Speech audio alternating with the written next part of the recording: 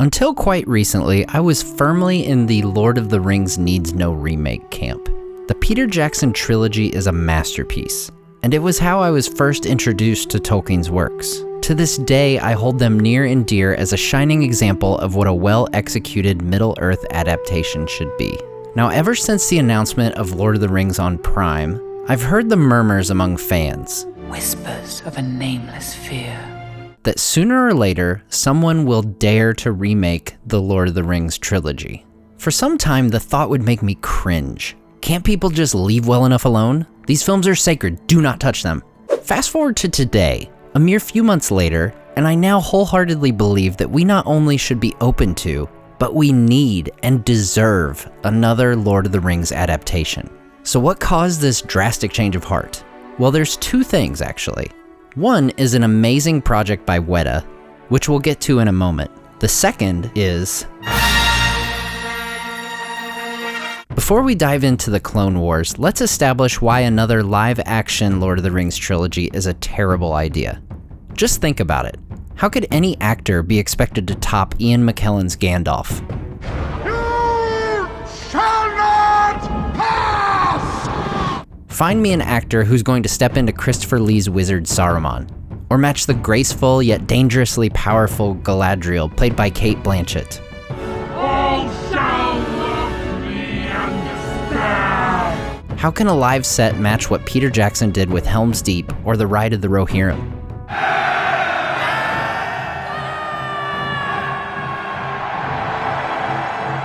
The reality is, the Lord of the Rings trilogy was a moment in time where everything came together just right. The cast, the crew, the technology, the performances were iconic. The nowadays unheard of pre-production time of years, plural years, like several years, is a testament to what people can achieve cinematically if given proper time. The CGI was at just the right phase where it was amazing but not overdone to the point of audience fatigue. Having the stars realigned for a second coming of a Lord of the Rings live-action masterpiece is the definition of wishful thinking. And it's why for a long time I held the belief that Lord of the Rings should never be remade. But then my eyes were opened.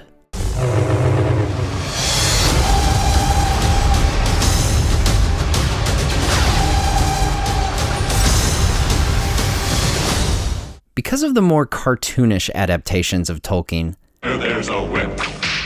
There's a way. and a generation or two being raised on Disney cartoons, there will undoubtedly be those who can't differentiate between this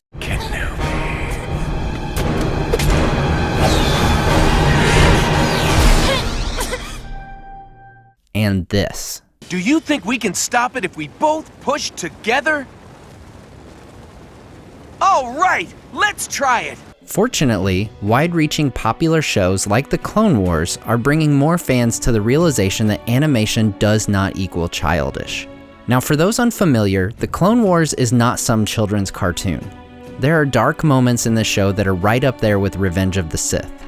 That being said, it fits right in with the Star Wars films, so it walks a great line of being family-friendly enough, but not pulling punches when the story calls for it.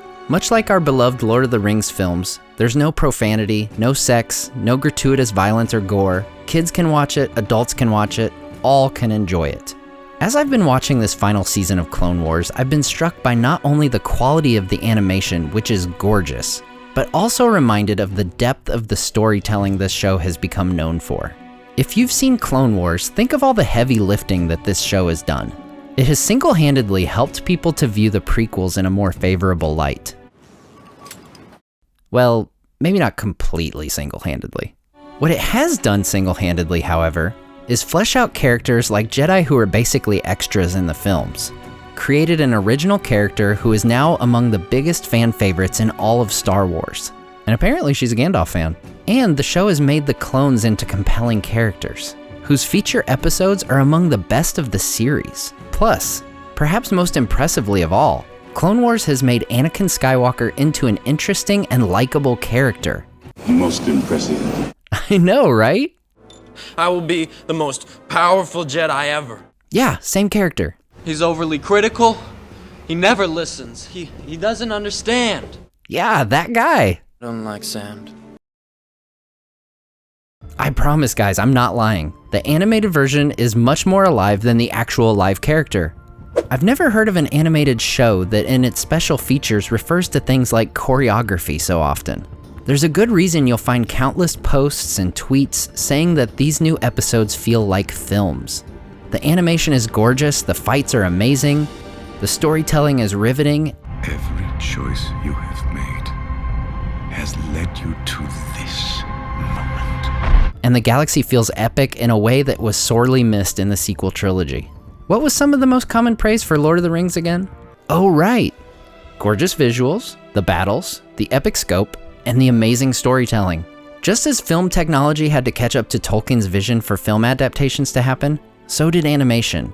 And that time, my friends, has finally come. So what should an animated Lord of the Rings look like? Well, that's where my primary inspiration for this video comes in. If you haven't seen these before, these are the Lord of the Rings Mini Epics figures by WETA, the same people who'd brought you all the visual effects works for the Middle-earth films. Since I first discovered these a few months ago, I've been obsessed with the idea of seeing an animated Lord of the Rings in this style. These seem like figures created to capitalize on what I can only guess would be the best animated series of all time. You'll notice similarities to the Peter Jackson adaptations, but WETA didn't bind themselves to those depictions either. These already have a feel to them that seems ready for a TV series. It's like someone said, let's do an animated series like Clone Wars, but make it better, by making it Tolkien. And just look at this Balrog. Look at his tiny little wings. It's like they're trying to transition you to discovering that Balrogs don't actually have wings. Because they don't. This may seem like a tiny detail, but it does make you wonder, what other things could actually be beneficial if Lord of the Rings was adapted again, but in a series format? How about some missing plot points from the films? Like when the Fellowship is attacked by wolves en route to Moria. Or perhaps an episode or two featuring fan favorite Tom Bombadil and the run-in with the Barrow-wights, where Merry just so happens to get a blade with the special ability to harm the Witch King. And what about things that were changed for the films that might be more book-honoring in a TV series? Gandalf versus the Witch King, for example, played out much differently in the books. And having the series end with the Scouring of the Shire would be an amazing choice, in my opinion.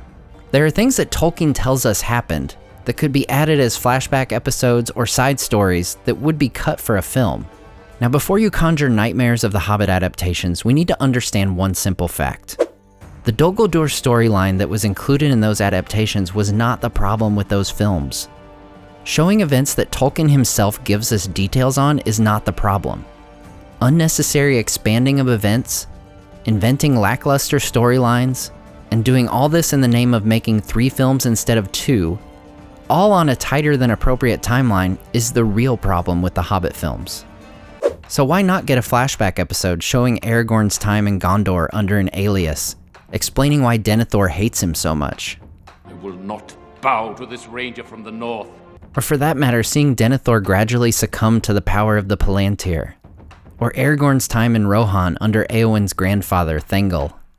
Why not have a mini-arc of a few episodes highlighting the war in the north? Or Balin's expedition to Moria, which we learn about from Gimli in the book. Perhaps when Frodo wakes to find Gandalf in Rivendell, in place of a short scene, we get an entire Gandalf flashback episode, showing his escape from Orthanc, Gwaihir taking him to Rohan where he borrows Shadowfax, explaining Theoden's sour mood later toward the wizard. Why should I welcome you, Gandalf Stormcrow? And his battle with the Nazgul on Weathertop, revealing the cause of the mysterious lights and the rune message that Aragorn and the hobbits discovered in previous episodes. The worst case scenario, you have a few episodes you don't like and you can skip them on your rewatch. The best case scenario, we get a great and compelling adaptation of previously unadapted events in Middle-earth. If the writers of this proposed show are committed to Tolkien's writings shining through in every episode, my money is on the best case scenario. So consider this video my official request. To the Tolkien estate, to WETA, to whomever needs a request for such a thing to happen. The Lord of the Rings animated series could show us more of Tolkien's world than we've ever seen before. An animated series will not have the burden of telling a better version of Peter Jackson's films. An animated series won't be subject to the burden and pitfalls of today's live-action tendencies. Instead, the Lord of the Rings animated series would have the burden of telling the best version of Tolkien's story. And that is the best starting point a fan can ask for.